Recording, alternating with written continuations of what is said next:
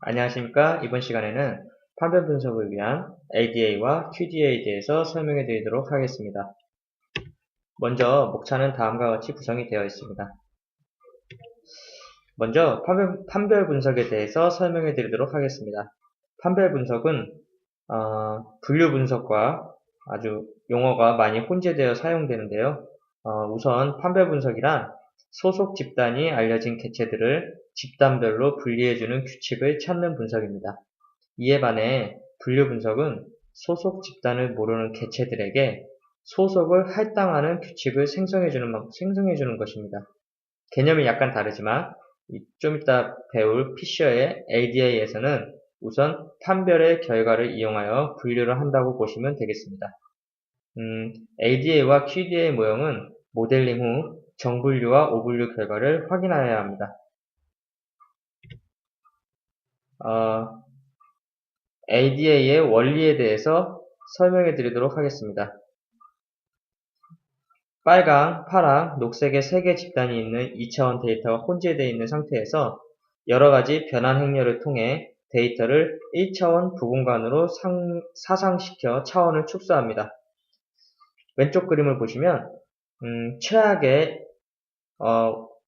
1차 부공간으로 축소된 경우 빨강, 파랑, 녹색이 혼재되어 있는 상태라 구분이 없지만 오른쪽에 최상의 1차원 부공간으로 축소된 경우 ADA에 의한 주축 변환에 의해서 재배치를 보면 빨강, 파랑, 그리고 녹색의 구분이 용이하게 떨어지는 것을 볼 수가 있습니다.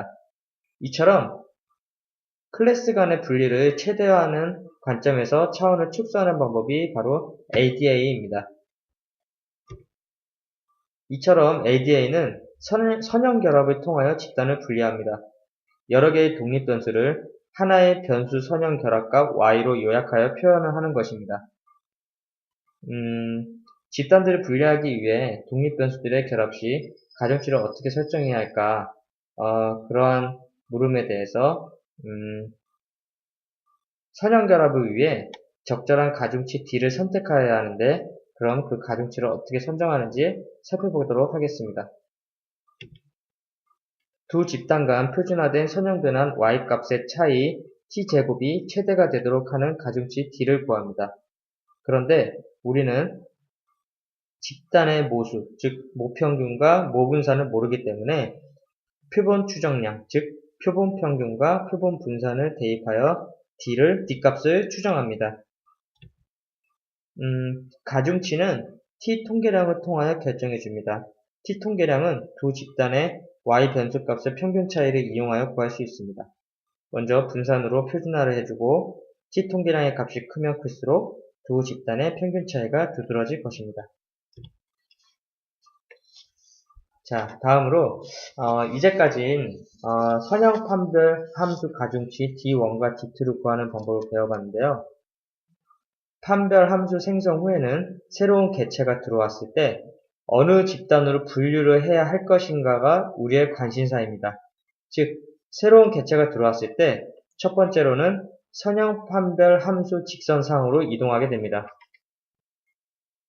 그 후 옮겨진 위치에서 D1과 D2를 비교하여 어느 집단에 가까운지를 보고 보다 가까운 집단으로 새로운 개체를 분류하게 됩니다. 이때 D1과 D2는 각 집단의 중심 개체로부터 새로운 개체간의 거리입니다.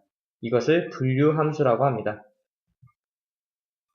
자, 그럼 이제까지 ADA를 이용한 판별 후 분류를 요약하여 보겠습니다.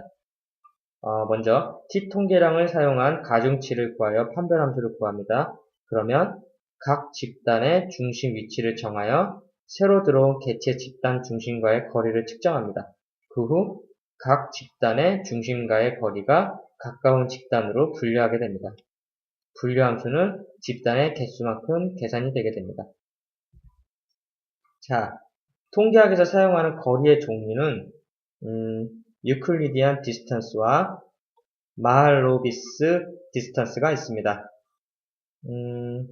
유클리디안 디스턴스는 사용된 척도에 따라 거리 순서에 상당한 영향을 미치게 됩니다. 따라서 이러한 문제점을 극복하기 위하여 일반적으로 각 변수를 표준편차로 나눈 표준화 변수를 사용하게 됩니다. 다음은 마할라노비스 거리입니다.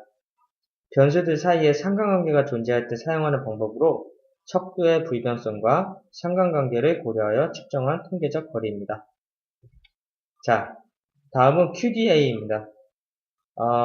대부분 ADA와 그 원리가 많이 유사하나 가장 큰 차이점은 QDA는 ADA와 달리 각 집단의 공분산 행렬이 서로 다른 경우 사용하는 분석 방법이라는 것입니다. 따라서 ADA보다는 더욱 실제 데이터와 일치하는 경향이 있습니다. 자, 다음 그림을 보시면 ADA와 QDA의 차이점을 보실 수가 있습니다. ADA는 선형으로 그룹을 분류하는 것이지만 QDA는 곡선으로 그룹을 분류합니다. 자, 이번에는 모형평가입니다. ADA나 QDA 둘 다 그룹을 판별하고 분류하는 모형이기에 방법적인 면에서는 차이가 있을 수 있지만 그 결과에 대한 평가 방법에 대해서는 다음과 같이 오분류 정보를 보고 판단하게 됩니다. 여기서는 정분류율, 오분류율, 민감도, 특이도 이 네 가지 척도를 사용하여 모델을 평가합니다. 자, 이제 예제입니다. 먼저 예제 자료는 붓꽃 자료입니다. 변수는 5개, 개체는 150개입니다. 저희가 판별하고 분류할 이 집단 변수는 보시는 바와 같이 3가지 종류의 붓꽃 종류로 되어 있고 판별을 위한 독립 변수로는 꽃받침 길이, 꽃받침 너비, 꽃잎 길이, 꽃잎 너비 이렇게 4가지로 구성된 예제 데이터를 사용하겠습니다. 자, 먼저 다음과 같이 분석 스트림 노드를 구성합니다. 먼저 형태 변경을 통해서 집단 변수를 종속 변수로 형태 변경해 줍니다. 그리고 ADA와 QDA 노드를 동시에 연결하고 각각 화면 표시를 연결합니다.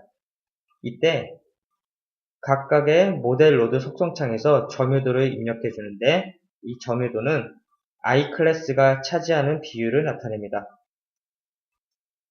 디폴트 값으로는 받아들인 데이터 내의 각 클래스 비율을 사용하게 됩니다. 그리고 나서 실행 버튼을 누르면 다음과 같은 결과가 생성됩니다. ADA, QDA 각각 결과를 보면 판별 결과값과 그 집단이 속할 확률값들이 원래 데이터의 컬럼으로 붙어서 생성이 되게 됩니다. 자, 그리고 이러한 분석 스트림을 실행 후 생성된 ADA 모델링 노드를 통해서는 클래스의 분산 공분산 행렬, 사전 확률 등의 결과를 확인하실 수가 있습니다. 또한 선형 판별 함수와 분류 정확도를 보기 위해서는 오분류표를 통해 확인할 수가 있는데 분석 결과 오분율이 2%, 즉 정분율이 98%로 분석되었습니다. 그리고 선형 판별 함수를 이 정보를 통해서 이렇게 판별 함수가 생성이 된다는 것을 확인하실 수가 있습니다. 다음은 QDA 모델링 노드를 통해서 확인하실 수 있는 결과입니다. 대부분 ADA와 그 보여주는 결과값들의 종류는 비슷하나 가장 큰 차이점은 QDA의 경우 클래스별로 클래스 1, 클래스 2, 클래스 3 이렇게 클래스별로 분산, 공분산 행렬의 결과가 출력된다는 것입니다. 이 또한 ADA와 마찬가지로 오분류표를 보고 모델의 정확도를 판단할 수 있습니다. 자, 그럼 이제부터 EC마이너를 통해서 직접 구현해 보도록 하겠습니다. 자, 이렇게 미리 연결해 놓은 모델링 노드가 있습니다. 먼저 원 데이터를 보시겠습니다. 이렇게 4개의 판별을 위한 이 독립 변수와 그리고 이 종속 변수인 붓꽃 종류가 1, 2, 3, 3개의 카테고리로 나타나 있습니다. 자, 형태 변경을 통해서 이 붓꽃 종류를 종속 변수로 바꿔주고 ADA와 QDA를 모두 동시에 연결합니다. 점유도는 디폴트 값으로 설정해 놓고 화면 표시를 누른 후에 자, 먼저 ADA를 먼저 실행해 보도록 하겠습니다. 자, 이렇게 결과값이 나왔는데요. 보면 아까 보시는 바와 같이 y 핵값과 그것의 확률값이 바로 이렇게 나오게 됩니다. 자, 그리고 QDA를 놓고 자, 실행해 보면 이렇게 역시나 또 QDA에 대한 이 예측값과 이 확률값이 나오게 됩니다. 그리고 그렇게 생성된 모델링 노드를 이렇게 드래그해서 끌고 오면 다이아몬드 모형의 모델링 노드가 생성이 됩니다. 먼저 ADA 모델링 노드를 더블 클릭하면 이렇게 제너럴 인포메이션과 모델 인포메이션이 있는데 모델 인포메이션으로 가면 아까 말했듯이 분류 정보 요약, 즉 클래스별 독립변수의 평균, 클래스의 분산 공모전 행렬, 그리고 사전 확률, 그리고 선형 판별 함수 이렇게 각 클래스별로 독립변수들과 상수로 이루어진 선형 판별 함수를 확인하실 수가 있고 마지막에 분류 정확도를 위한 이런 오분류표를 이렇게 확인하실 수가 있습니다. 그리고 역시 QDA도 마찬가지로 더블 클릭을 하게 되면 이렇게 인포메이션에서 여기서는 다른 점이 아까 말씀드렸다시피 클래스별로 분산, 공분산 행렬이 나타난다는 것 그리고 그 외에는 동일한 종류의 결과값들이 나타나게 됩니다. 자, 이상으로 교육을 마치겠습니다.